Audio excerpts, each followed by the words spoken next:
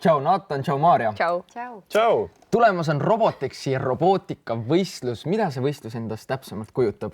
No Robotex on isegi rohkem kui võistlus. See on suur robootikafestival. See on üks maailma suurimaid robootikafestivale. Ja mida me selles tegelikult teeme, on robootikavõistlused, 17 erinevat tükki. Ja samal ajal paralleelselt võistlustega on ka siuke tehnoloogia näituste mess, kus meie partnerid ja sõbrad ja ülikoolid ja koolid näitavad kõiki vahvaid asju, millest siis osalejad ja külastajad saavad osa võtta ja proovida, katsuda, vaadata, näppida. Aga mis need robotid nii köitvaks teeb, et just nagu see võistlus aina kasvab ja kasvab kogu aeg? Noh, ütleme, et see, mis roboteid tegelikult köitvaks teeb, on, ma arvan, ikkagi tulevikuvisioon. See, et ta on nii futuristlik ja siuke paratamatu osa meie juba tänapäeva maailmast. Ja teiseks on ka see, et see on üks alustala inseneeria kunstile üleüldse meie ümber ja see on äärmiselt vajalik kogu selle jaoks, et meie tehnoloogiast nõretav ühiskond töötaks hästi. Missuguseid võistluseid seal täpsemalt on?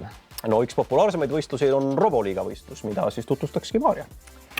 Ja Roboliiga on siis mõeldud kuni 12-aastastele lastele ja neil ongi see hea võimalus seal sellises pingevabas keskkonnas, kuna seal kohti ei anta, on võimalik oma selliseid katsetusi tulla näidata, et iga kord neil on mingisugune teema, mis peaks teil fantaasiarattad käima lükkuma.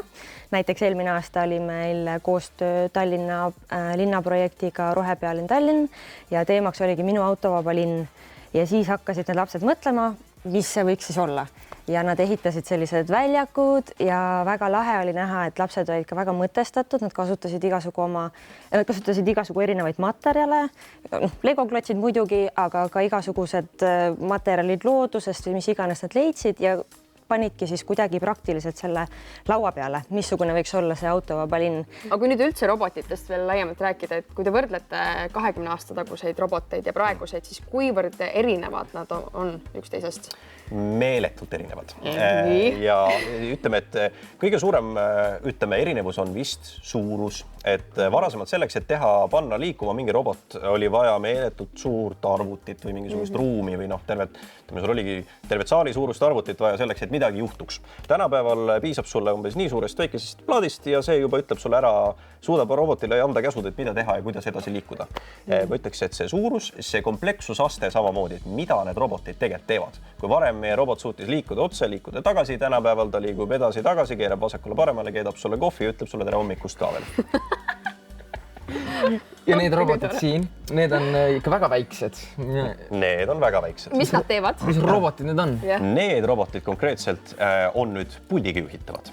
Ja nende eesmärk on näidata seda, et need on kõik 3D prinditud. Kas iseenesest see 3D printimine on selles maailmas, selles robotite maailmas selline revolutsiooniline asi või miks just 3D printimine?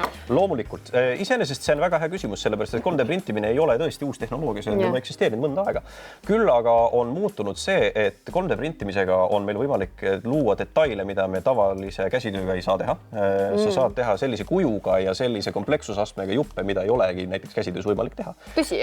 Täiesti võimalik, täiesti on tehtav, sest printer ehitab neid asju kokku teistmoodi. No nii arvan, proovime siis ka. Kuidas need sõidavad? Proovime. Oota, kui ma olen väga segaduses. Need on nii tundlikud. Oota, nii. Liigu. Ikka on nii. Oota, aga miks, kui ma panen näed? Või mis otse või? Jaa. Ka seda juhtub robootika. Enda meelest võitsin jumala õigesse kohta sellega. Vabandust.